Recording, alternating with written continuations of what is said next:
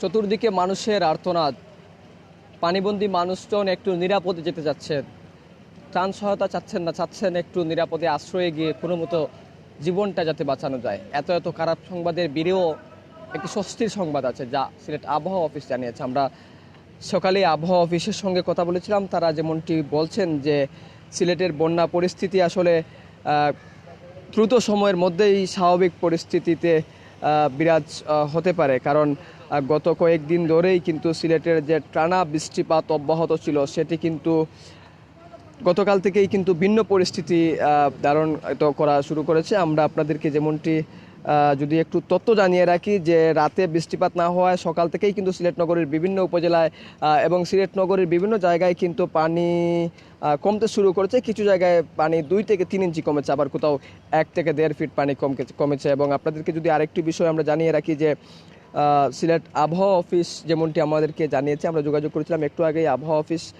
সেখানকার আবহাওয়া অফিসের জ্যেষ্ঠ আবহাওয়াবিদ সাইদ চৌধুরী, তিনি বলেছেন যে আজ সকাল 12টা পর্যন্ত বৃষ্টির পরিমাণ খুবই কম ছিল এবং যার কারণে বৃষ্টি রেকর্ড করা যায়নি। এবং আপনাদেরকে জানিয়ে রাখি যে কম পরিমাণ বৃষ্টি হলে বৃষ্টির রেকর্ড করা সম্ভব হয় না, এবং এটি একটি খুবই ভালো লক্ষণ। এবং গত 24 ঘন্টায় সিলেটে যে বৃষ্টিপাতের রেকর্ড করা হয়েছিল 304 মিলিমিটার। তবে দিনের আমরা দেখেছি যে আজকে দিনের 12টার পরেই কিন্তু মুষলধারে কিছু সময় বৃষ্টি হয়েছে এবং এখন পর্যন্ত কিন্তু বৃষ্টি নেই। এখন আকাশ অনেকটাই রুদ্রোজ্জ্বল আকাশ, এতে কিন্তু পানি কমতে শুরু করেছে। তবে বৃষ্টির পরিমাণও কিন্তু তুলনামূলক কম আজকে, সেই সঙ্গে বন্যা পরিস্থিতিও উন্নতি হবে এমনটাই কিন্তু ধারণা করা হচ্ছে। আপনাদেরকে যদি আরেকটি বিষয় জানিয়ে রাখি যে সিলেটের সবকটি উপজেলায় বন্যার পানিতে তলিয়ে যায় এবং সুনামগঞ্জ, সিলেট এই 2 জেলার মানুষজন কিন্তু প্রায়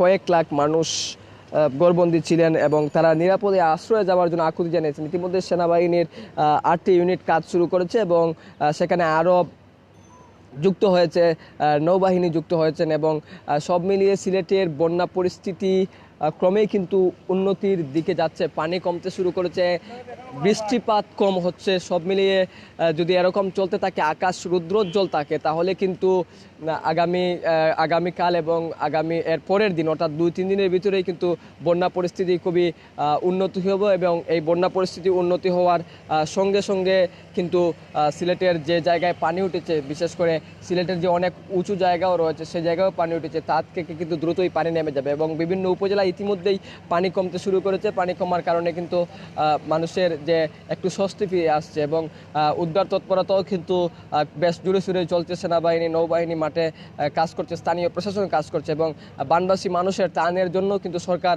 এবং বিত্তশালী এবং সামাজিক সাংস্কৃতিক বিভিন্ন সংগঠন এরই মধ্যে এগিয়ে এসেছে। সব মিলিয়ে সিলেটের বন্যা পরিস্থিতি কিছুটা উন্নতি হয়েছে। আপনাদেরকে সেই তথ্যই জানাচ্ছিলাম। আমরা নিশ্চয়ই আপনাদেরকে পরবর্তী আপডেট নিয়ে আবারও বাংলা ভিউর পর্দায় হাজির হব। ততক্ষণে ভালো থাকুন, সুস্থ থাকুন, নিরাপদে থাকুন।